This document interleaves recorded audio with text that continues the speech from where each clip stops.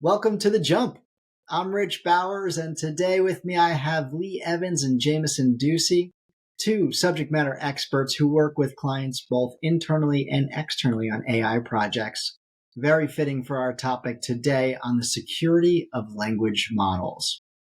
So, with that being said, Jamison, let's get right to it.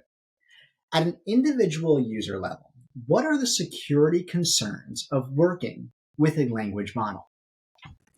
So we can break this down into two pretty big categories, I would say. There's the interaction with the interface between the user and the interface, and then the user and the model as well. So when it comes to the interface, you have a lot of the classical security concerns in terms of data security. You can have sensitive data leakage, any kind of unencrypted data transmission. So if interactions aren't encrypted, data can easily be intercepted. Data retention policies, and those can tend to vary between different services, but especially when it comes to third-party services, it's pretty much the same thing as with most other websites where you're inputting any kind of sensitive data. When it comes to privacy concerns, you have any kind of inadvertent sharing, so users can unintentionally reveal any private or identifying details during these interactions, as well as third-party access, which you may not be completely privy to if you're using a third-party service, something like OpenAI's ChatGPT, for example. We can use that. And in a lot of cases, that data can be shared with third parties or governments based on provider policies or certain legal requirements. But in all regards, it's pretty much the same thing when it comes to interacting with the interface itself. And just to clarify, there's the user and then the interface. The interface in OpenAI's example would be the ChatGPT interface with the web. And then there's the model itself. And the interface is, again, that middleman between the two. And that's what's handling all of that data. So if there are vulnerabilities outside of the model, it's within the interface itself, where you're holding any kind of data that the company itself might deem important for the model to use. It's holding that data still, and it can be accessed to anybody who's able to get into your account or anybody that the company might be sharing that data with. Now, there are also model vulnerabilities, but I think we'll I think we'll get into that a little bit later. Yeah, thank you for that, Jamison, to kick us off. So when we're talking about language models, typically the ChatGPT comes to mind. You'll hear large language models or small language models, even AI agents. Sticking with Jamison real quick, and because this just rolled out, Apple Intelligence. So Apple Intelligence is on my phone. And when I think of data, everything is on my phone. It might not be on my laptop, but everything's on my phone. They're probably all connected. But either way, focus on the individual, specifically with maybe Apple Intelligence. What is there to worry about there? Is it something that is Apple holding my data, or they have all my text messages, they have all my emails, they have my accounts and all that stuff, and that could be a data leakage? Definitely. So this is a big thing. It's kind of, it goes both ways, because with the larger services like Apple and other cloud services too, like Google and AWS, there's a lot more moving pieces for sure. Your data is getting passed between a bunch of different programs, especially with like Microsoft as well. With Microsoft Copilot, it has access to a bunch of different software, all of the different Office suite software, for example, and all of that data, if it's sensitive, there are definitely a bunch of different points of attack that can be utilized by bad actors, for sure. So the larger the system tends to be, the more integrated into an operating system, especially with Apple, the more areas there are, especially if you're connecting to the internet, to have vulnerabilities, for sure. Excellent. Okay, cool. Well, thank you. Let's get it from the other side then real quick, and then we'll talk about maybe some specific challenges or maybe points of those data corruption or security issues. Lee, let's go to the corporation piece. When we're thinking of what should corporations worry about, what are they? And then why are there specific resistance to maybe even incorporating these large language models? Like, how does that relate? So companies might resist incorporating these language models into their databases because they would have concerns about security, the reliability of the information, and then the big one is cost. right? If we break those down, let's talk about security from a data standpoint.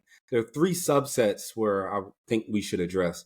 The first is just sensitive information. If you integrate one of these models, you can expose proprietary or sensitive company data to risks of what Jamison talked about: misuse, leakage. The leakage could be deliberate, and oftentimes it's not, especially if that model is hosted by a third-party server. From a compliance standpoint, many of these companies are in an industry where they have strict data protection regulations like finance, GDPR, healthcare, HIPAA, right? And these can, for a client, they can make it risky. They can feel the risk even before they get started. And then the last that I would say is just the trust in the vendor itself. Because if you're going to work with a third-party vendor like OpenAI, and if you're going to integrate that with your database, you have to have something called an API.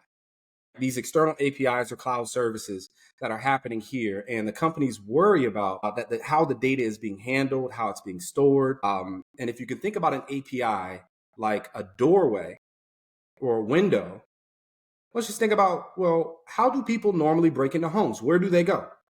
Through doorways or through windows. So it's the exact same thing when it comes to IT, or as far as security is concerned. They will look for the doorway and then they'll try to exploit it and look to see what else they can do. Then you have cost and complexity. All right. So foundation models require a significant amount of infrastructure, which a lot of people are not really thinking about, the training that happens, as well as the maintenance. All of these things can actually strain a company's budget as well as their resources. And pair that with the need for large amounts of high quality data, it can become challenging. It can definitely be challenging. Now that we've established that language models are so costly and so expensive, the question has to be asked, well, if an organization isn't going to create their own language model, because it's what we just mentioned, is it okay for them to use an open source model? Is it secure? Is it even possible? Short answer, yeah. Yes, you can do it. But you will need to have things like an on-prem deployment. You'll need to have your own infrastructure. You should be able to fine-tune that isolated data. We'll talk about it more in the future, but cryptography is a thing that you need to be excellent with. Data pre-processing, controlled access, we'll get into it later, like RBAC, the audits, the monitoring, the ethics, the compliance.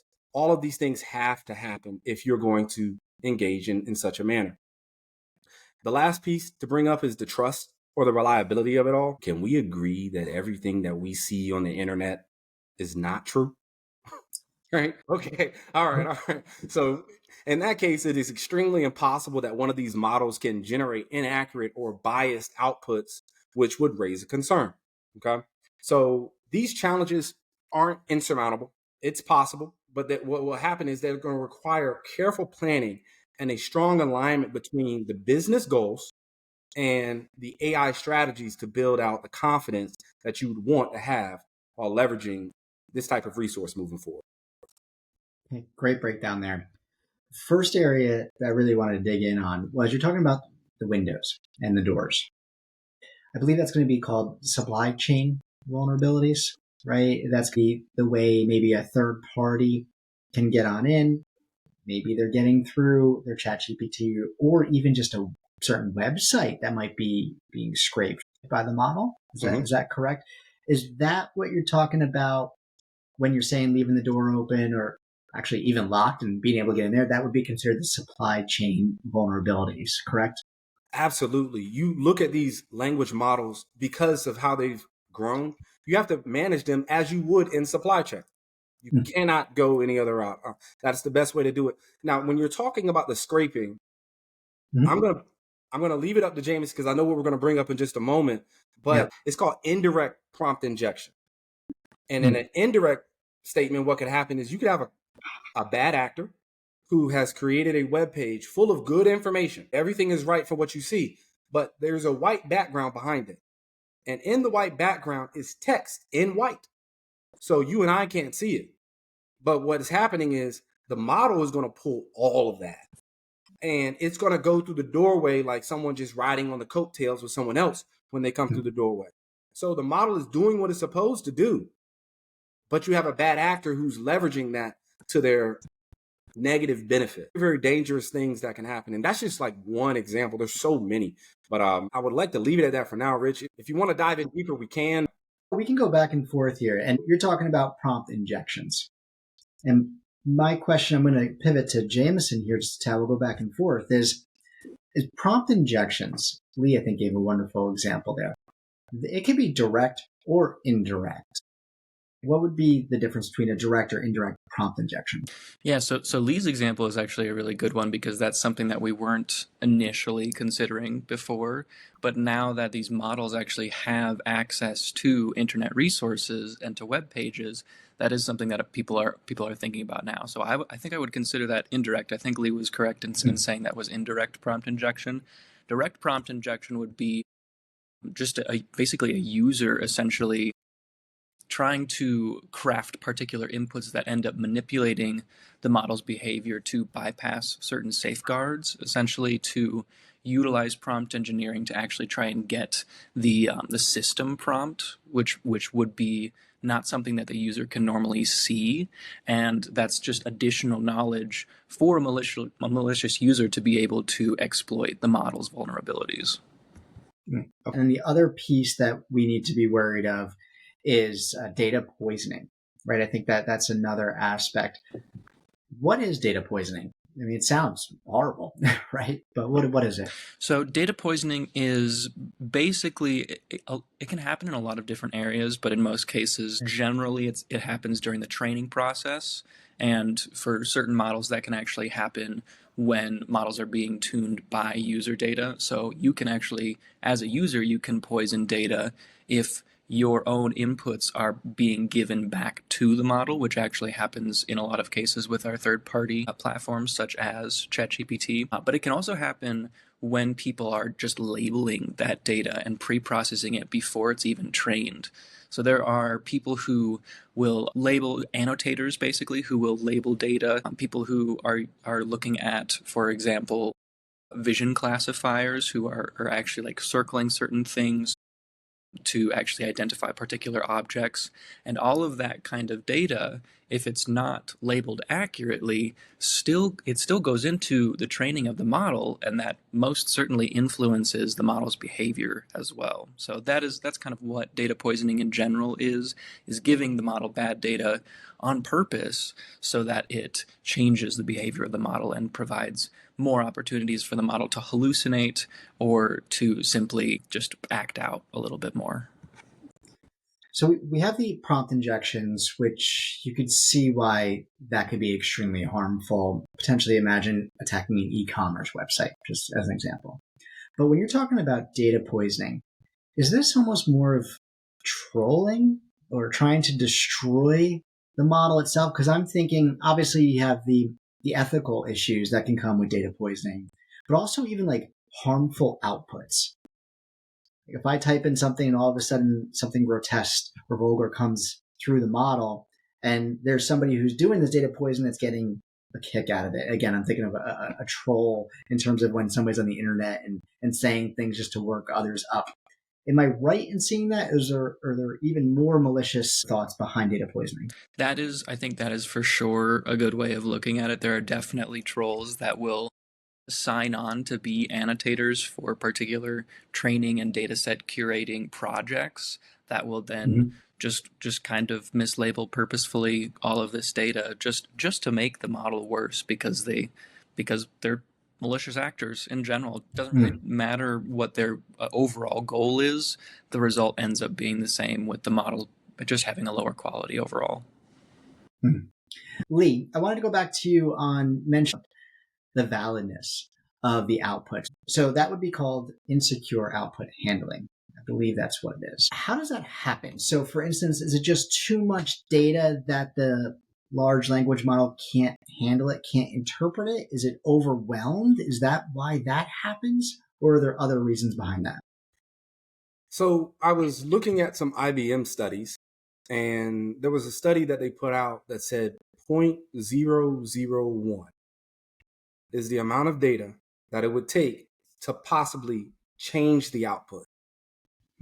I was mind blown when I heard this, because if I have 500 columns that are all in alignment and then I have one that's not, I'm assuming that from a machine learning algorithm standpoint, that you can see the outlier and we should be good to go. That is not the case when it comes to these large language or these language models here. Some of them will incorporate that 0.001%, and that is possible that you'll get that as the output. And it will sound correct. You know, they'll make it sound exactly the way that it should. It won't sound like someone hasn't done the research. They'll have things to back it, but the things that are backing it are totally incorrect. I'm going from the minimalist standpoint of what it can be. So you can imagine what that looks like the more and more that these things are poured into the system. Imagine a system that was just pulling everything from Reddit. I mean, that's where I believe OpenAI bought data from Reddit. I think that was the company that did that. But when you're talking about that small number, you're talking about 50,000 rows, 500,000, that little piece. So is it just a matter of it's just so much that it's nearly impossible to catch right now? Is that kind of what you're saying? I think that's what it is. I think that's a part of it for sure. But then in the future, what you have is you still have bad actors who are looking at different ways on how to get this accomplished. So you may have a bad actor who puts this in on screen.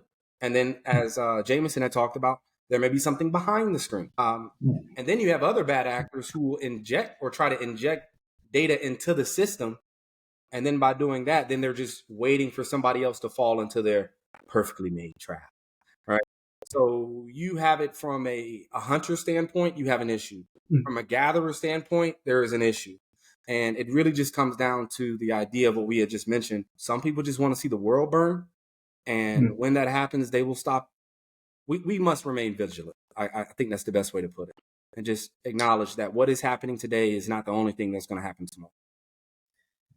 So we have to look at it from all angles. And Yes. we have to have the right actors to cover those areas and make sure that is being found. And of course, then other mistakes do occur, which at least we know it's a mistake and can go get it, as opposed to someone doing this purposely. Before we go to the next question in terms of how to be safe and what to keep in mind, Jamison, you and I were discussing about OpenAI's policy that they actually don't use the data that companies are, I think individuals, but I know 100% companies, for other monetary gains, I guess, selling that data. When you looked into it, is that what OpenAI's policy is? Would you be able to explain that a little bit more? Yeah, I would say with the larger platforms like OpenAI, they make a lot of their money off of companies that are using that kind of private data. So they have to ensure that that's the case. They have to both provide transparency in that process and show that they're not actually selling any of that data. They are using that data. You can, of course, turn off the option to send your input data and your conversation data into the model for training later. That's definitely something that they tend to advertise a lot, especially since it's such an important point for them. But with some of the smaller platforms where the quality of the overall system is not set up in regards to enterprise level services, that is definitely a major vulnerability for sure. And just one follow-up question. Open source models like Llama, how is their security? Open source models are a little different, mainly because they're just models, and it is up to whoever is developing out whatever system they're using with that open source model to actually change any kind of data privacy and whatnot. But when it comes down to the model, the security issues for open source models are mainly within the model vulnerabilities itself, because there is no interface between the model and the user. So when it comes down to it, it really is mostly, when it comes to data privacy at least, it's mostly about the interface. The open source models are not going to be trained on the data that you use to interact with, because in most cases, you are having that open source model on your own hardware. Offline, so to speak? Yeah. I should say. Okay. Thank you for that. And this kind of segues into the next question then that I have for Lee. When we're talking about models handling the private data during the trainings, or they're handling the sensitive information, what steps are they taking to make sure during the training that it's not exposed or misused? Indeed. I'm excited to answer that question. I do want to just backtrack just a little bit to what Jamison and you were just chatting about. Are you aware what's happening with 23andMe? I believe the company is going under. And now that the company is going under, who gets access to all that information? Right? Wherever they sell it. Yeah, something to think about. Just thinking about, okay, so how is that data going to be used in the future? So I just wonder about that with, these companies like OpenAI. What happens if they go under? What are the legal ramifications to what they do with the data then? And who picks it up? That kind of thing. Just a thought. But to answer your question, I guess the first thing, if we're talking about how do models handle sensitive data, let's clarify how training works, just really quick. When a language model is trained, it's going to use massive data sets known as a corpus, right? Especially these third-party vendors, that corpus may include public or licensed information. Now, if you're a corporation, the last thing that you want to do is use someone else's licensed information to profit. You're already in hot water. Okay, so that's what you don't want. Now, for these corporations with the private data that is involved, like customer secrets or trade secrets, to address this, responsible AI practices need to be in place, or safeguards. That's what I would call them. One huge safeguard to talk about is data classification. I didn't realize how important this was until we got into it. And data classification is the process of organizing the information by its sensitivity as well as its importance.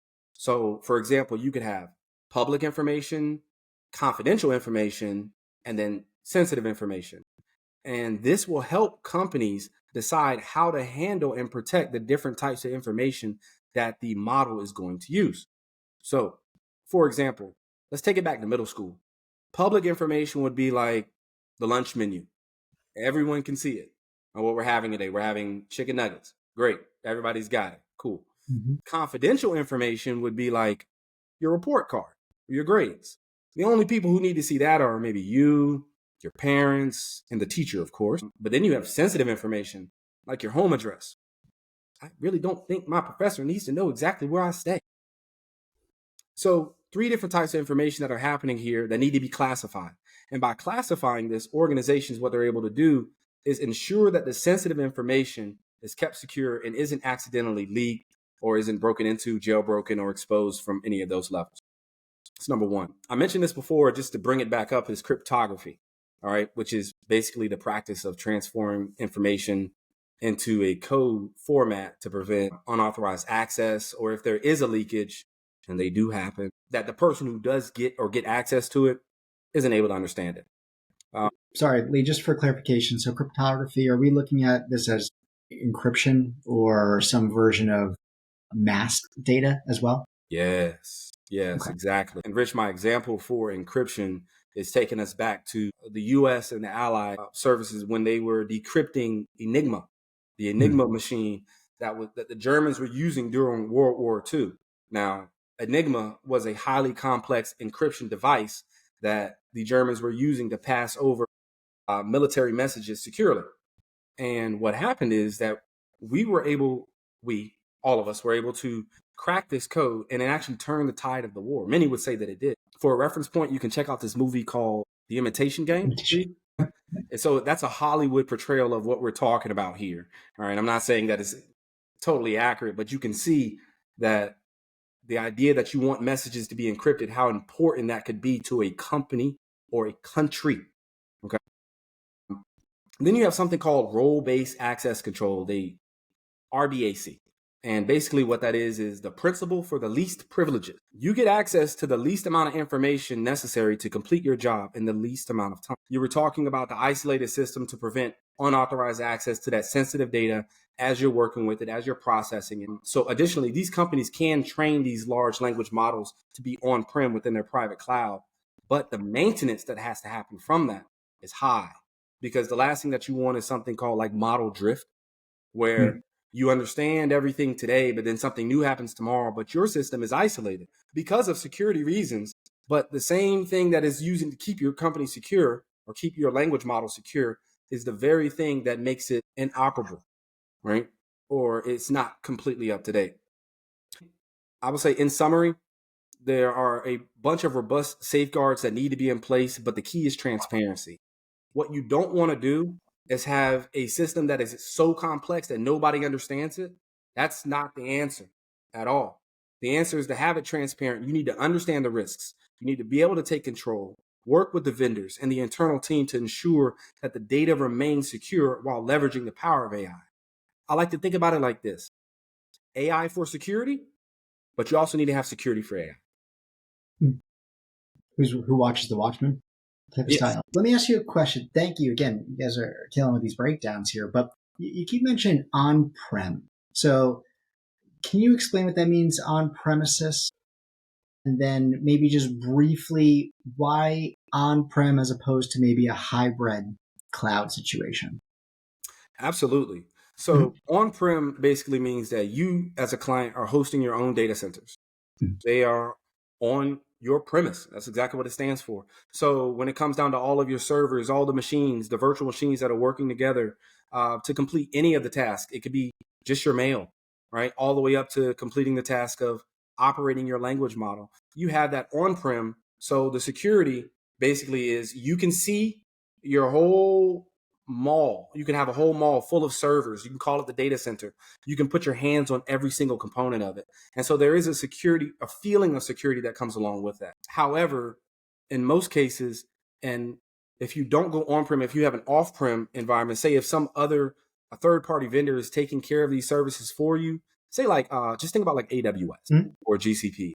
Those guys, they have more money to throw at security than you do, right?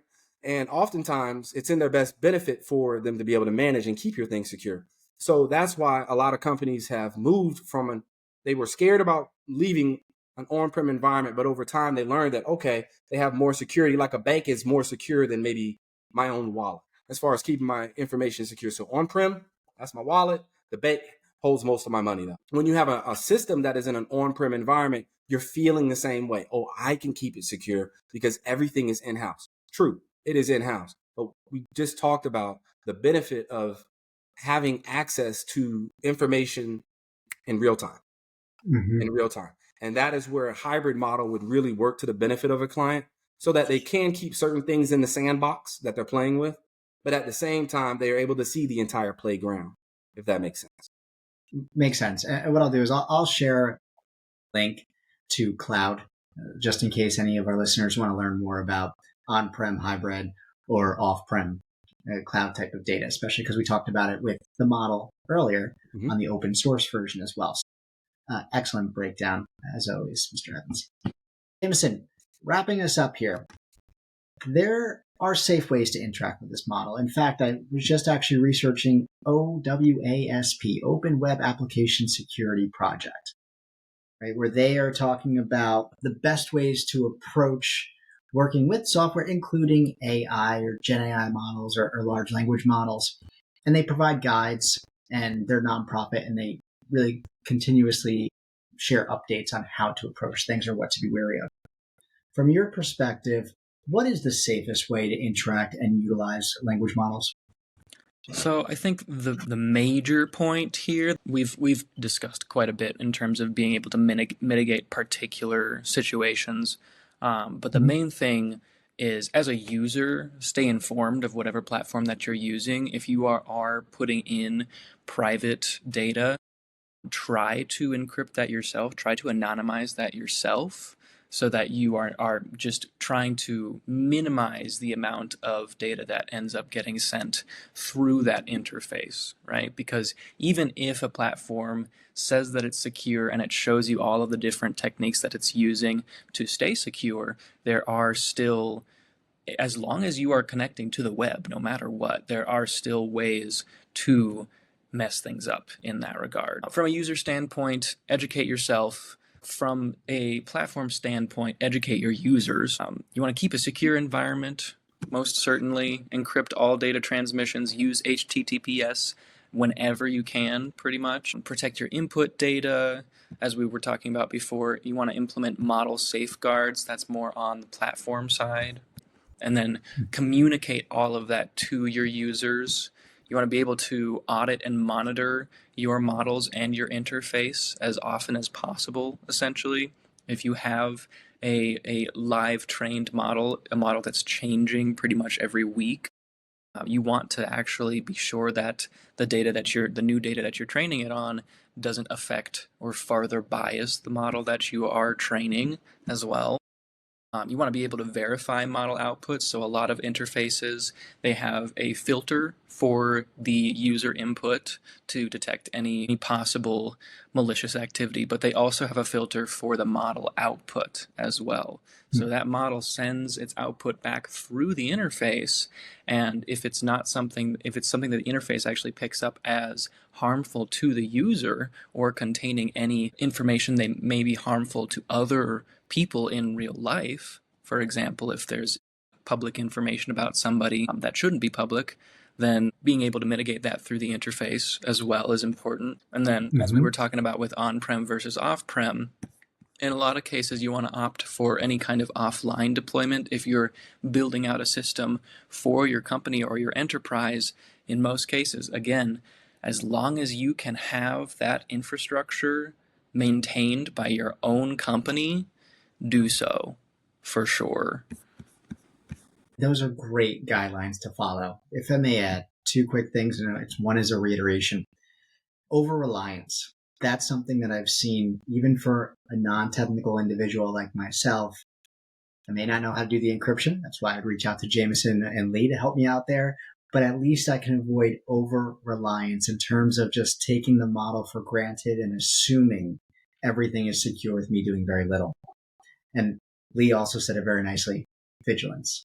Staying up to date, being aware, make sure that you're noticeable of the different breaches and trends and following up with that. So I think overall, what you two gentlemen shared today is going to be extremely helpful as people really ingrain their day-to-day work or lives, Apple Intelligence, with these type of models to be aware, to be vigilant, keep in mind what they need to do to stay comfortable and secure. So Jamison, Lee, thank you for your time today. I'm Rich Bowers for The Jump.